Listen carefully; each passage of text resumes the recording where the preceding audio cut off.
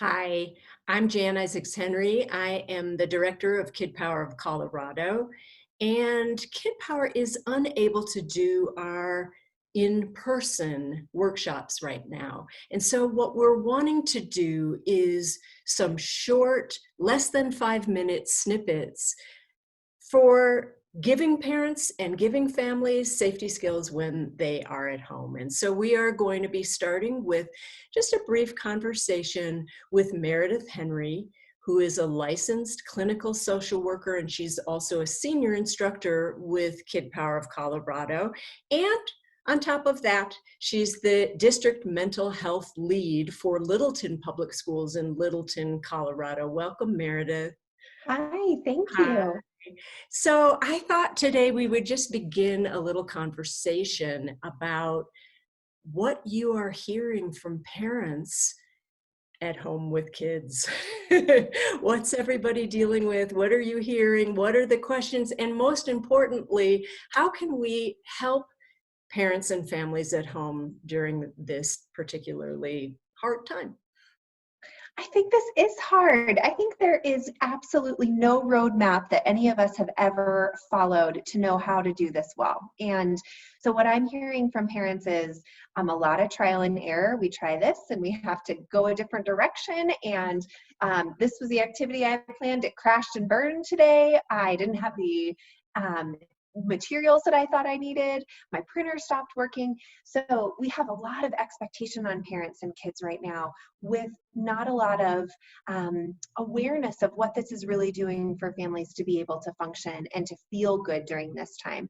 We have a lot of unknowns, and our kids are experiencing a lot of unknowns right now. I think in the midst of questioning and wondering about how we're going to come through this, there's also a lot of grief related to what we've lost. And so I think what I'm hearing from families is this mix of some days feel good, some days don't feel good, some days we are energized and we're able to do what we need to do, and other days we're all tired, which is amazing when we have all this time at home. So it really is a mixed experience for families, and that's okay. Mhm. So that's what I'm hearing from families. Got it. I think Go ahead. I think the other thing we're hearing is the challenge that we're having in terms of all of the different roles that have now just absolutely mixed within our homes. So those of us that are used to working outside our home, our work has now come in our home. Those of us that are used to our kids going to school every single day and being in activities, everybody's home. Sometimes you have multiple spouses trying to work from home. Sometimes our internet doesn't work and we're all frozen on the screen.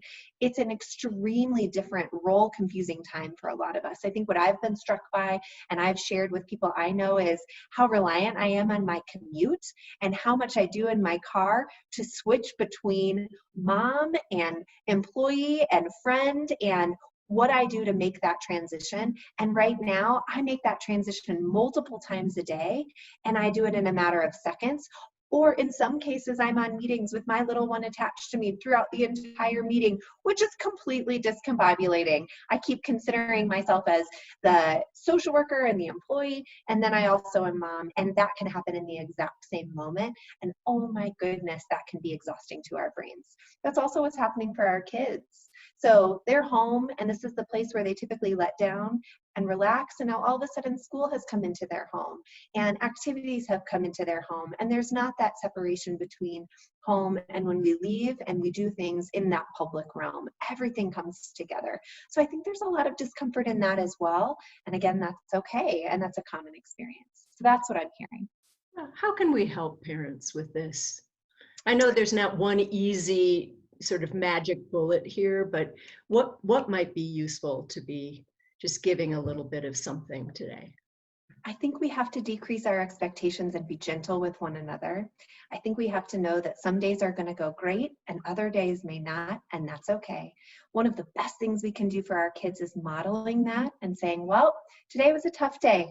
This is a weird time. I'm not really sure where things begin and end, and we're going to try again tomorrow.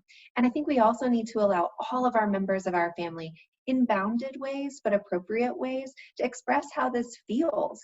So if a student looks like, or a child looks like they're struggling or they're missing something, or they're missing their friends, or being online is exhausting. Articulating that with our children is the perfect way to model what's going on. This isn't normal, and oftentimes as parents, we want to try to make things feel normal and feel okay for our kids, but pausing and letting them grieve or share or talk about what feels weird or what they've noticed that's different is a good thing to do. The And other thing, yeah, go for it. I was just going to say, I suppose that's the same thing with adults as well. And Mhm. if we can have that opportunity to share how we're feeling with other adults, not with our kids, right? But with Absolutely. other adults, that may be useful here too, because our feelings are just as up and down, just as roller coaster as our kids. And oftentimes, I think what we see is kids sometimes mirror their families. And so if their families are feeling roller coastery, if that's even a word, then often our kids will feel that way too. So I think we have to pause and acknowledge. And then I think we have to be okay taking some breaks. When typically are we all together 24/7 all the time?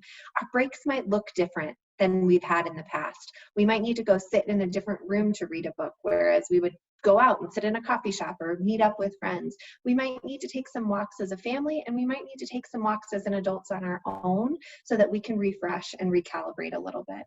We also have to recognize that sometimes our kids need some breaks from us too. And that's okay if it looks different than we would typically allow. That's okay if it's a little more technology time. That's okay if we're not all connecting all the time. It's okay that we take some breaks from one another and then come back refreshed and ready to pick up where we left off. I think it would be so useful to get some questions from families, from parents out there that may have some questions of you. And one way to direct those questions to us would be just to message us through our Facebook page, which is Kidpower of Colorado, message us through our website, which is kidpowercs.org, email us. And if we can direct some questions to you and have another conversation with you, Meredith, I think that would be wonderful. Thank you very Absolutely. much for your time today. Absolutely. Take good care. All right, bye-bye.